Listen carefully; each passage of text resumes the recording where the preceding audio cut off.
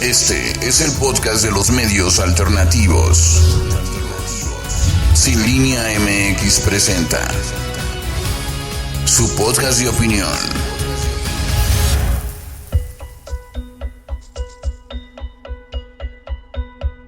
Bienvenidos a Sin Línea MX, soy Erika González.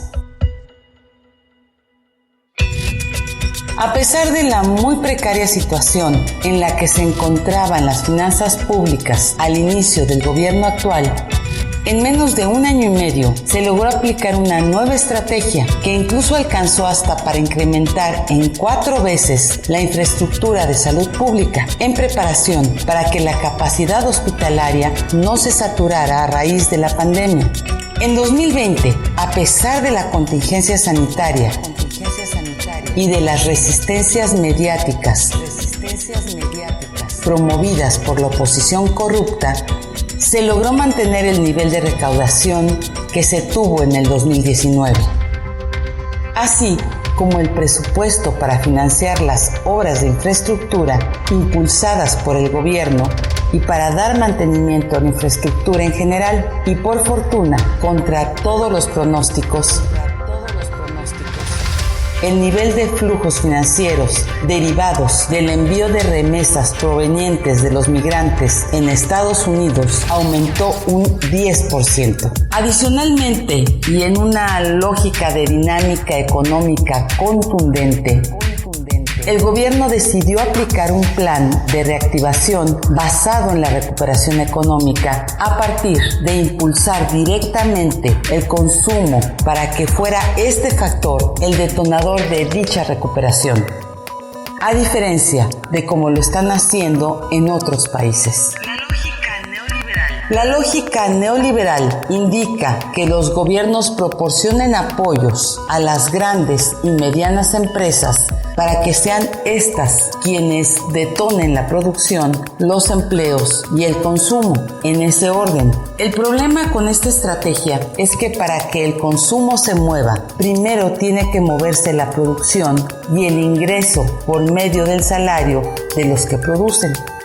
El mecanismo es lento y poco eficiente, porque una buena parte de los recursos inyectados se queda en las cajas de las empresas. Se producen inventarios que van a tardar en desplazarse y el consumo va a llegar demasiado tarde para que todas las mercancías acumuladas se vendan. En la estrategia aplicada por el gobierno mexicano, se entregan apoyos directamente al consumidor, además de a los pequeños negocios. Los consumidores salen a gastar los apoyos a los comercios. Estos tienen que resurtir las mercancías que venden y de esta forma las empresas producen para reponer los inventarios de los comercios. Es un mecanismo mucho más veloz y eficaz que el anterior para lograr una recuperación económica rápida y con menor sufrimiento de la población en general.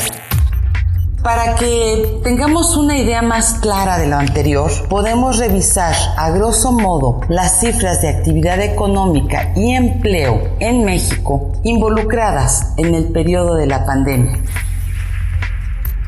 Durante los meses de marzo, abril y mayo del 2020, la actividad económica en México se desplomó un 22% y se perdieron 12 millones de empleos en total, considerando los sectores formal e informal de la economía. Durante los meses de junio, julio y agosto, una vez que el gobierno comenzó a aplicar sus medidas de impulso al consumo, la actividad económica ganó 14.2 puntos porcentuales de los 22 que había perdido, lo que significa una recuperación de 65% de la caída sufrida en solo 3 meses. Por otro lado, en ese mismo periodo se lograron crear 8.4 millones de empleos de los 12 millones que se habían perdido durante los 3 meses más severos de la emergencia sanitaria. también con una recuperación del 70%. Como podemos ver y como lo anticipó el presidente de México, les informo de que se está cumpliendo nuestro pronóstico de que íbamos a caer en lo económico, que como es natural por la pandemia, la economía se cayó, pero que íbamos a lograr una recuperación rápida. Siempre hablé de una V, la caída, tocar fondo y salir hacia adelante pronto. La economía está experimentando una recuperación en forma de V, sin que para lograrlo se hayan recurrido a la contratación de deuda adicional. Estas evidencias son suficientes para demostrar que el manejo de la economía y de las finanzas públicas no es solamente adecuado, sino hasta virtuoso por parte de las autoridades mexicanas, a diferencia de lo que está sucediendo en otros países. Como dijo Napoleón Bonaparte, para triunfar es necesario, más que nada, tener sentido común. Muchas gracias. Sin Línea MX.